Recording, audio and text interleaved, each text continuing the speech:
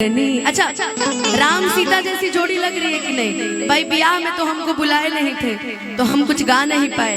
अब बबुआ के आज इस संस्कार में बुलैले बनी तो हम चाहते नहीं कि यही में इनको के निपटा दे का जी। सही बात है ना, सुंदर है ना मम्मी पापा। अब बबुआ कहाँ है? अभी रो रही है। कहाँ रो रही है बबुआ? बुलाइए तो। कहाँ रो रही है भाई? हे भगवान, इतना मस्ती करे। अच्छा, दादी जी के गोद में बैठी है। वाह वाह वाह वाह। अरे लेकिन एक लाइन इनको सुनाने के बाद एक बधाइया गा दिया जाए जी। कि हमें वो खड़ी रह गई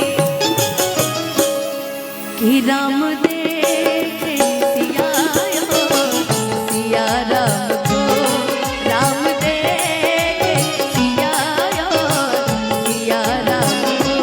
चारों अखियां लड़ी रह गई देखकर राम जी को, जनक नंदनी देखकर राम जी को, जनक नंदनी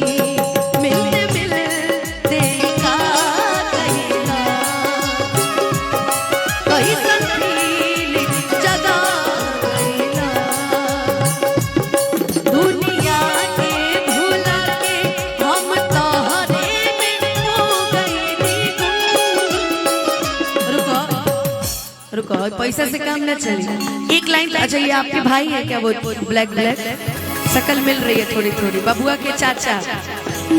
लेकिन हाँ, मामा कहाँ? अच्छा, ये मामा है। अच्छा, मुझे लगा वो चाचा है।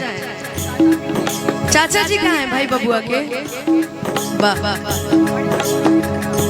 तो भाई इतना खुश परिवार। तो हमारे भैया गा रहे हैं हमारी भाभी के लिए। अच्छा, ये साले साहब है। जो मेरी रूह को चैन दे, प्यार दे। हेलो हेलो मामा जी, आप इधर आइए। क्या कबाब में हड्डी बन गए हैं? आप इधर आइए हमारे पास। शादी नहीं ना हुई आपकी? चलिए, हम भी कुंवारे, आप भी कुंवारे, अपनी बहुत जमेगी। इधर आइए, साइड में आइए। ए भाई, सिर्फ अभी के लिए तो सब कुछ चढ़ा दिए। सही, सब बहुत खत्म बड़े सब। हमारे भैया गा रहे हैं हमारी भाभी के लिए। जो मेरी रूह को चैन दे, प्यार दे, वो खुशी बन गए हो तुम। कुल गनवा गाय के ठेका हमारी ले बनी इना कोई हो।